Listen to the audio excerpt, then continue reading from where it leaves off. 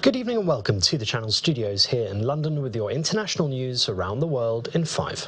The European Union and India have announced a landmark trade deal after nearly 2 decades of on-off talks as both sides aim to deepen ties amid tensions with the US. Indian Prime Minister Narendra Modi called the pact historic. It will allow free trade of goods between the bloc of 27 European states and the world's most populous country, which together make up nearly 25% of global gross domestic product and a market of 2 billion people. The deal will see a number of huge tariff cuts across a range of goods and services and a joint security partnership. Von der Leyen and the European Council President are in Delhi, where they met Modi at a bilateral summit. People around the world are calling it the mother of all deals.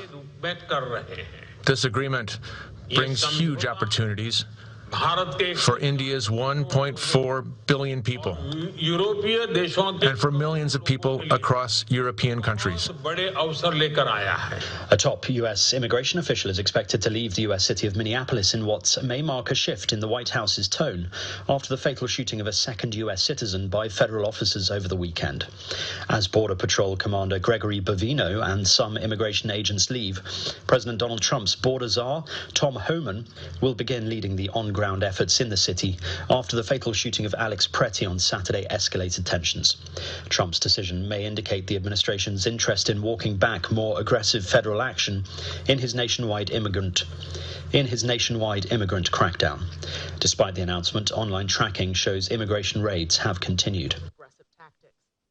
Sweden is moving forward with plans to lower the age of criminal responsibility from 15 to 13 in serious cases as it grapples with a growing number of children recruited into gangs to carry out violent crimes without facing serious legal repercussions. The Justice Minister said the country was in an emergency situation and stopping the use of children in criminal networks was a crucial task for the government.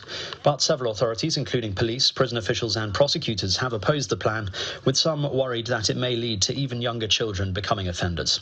If passed, the legislation will go into force as early as this summer. French President Emmanuel Macron has invited his Chadian counterpart to Paris as both countries seek to renew and improve future relations. The verbal invitation was delivered to President Mahamat Deby by France's ambassador to Chad, Eric Girard, during a meeting at the presidential palace. It follows a sharp downturn in Franco-Chadian military relations after Chad abruptly ended its defense agreement with France in November 2024.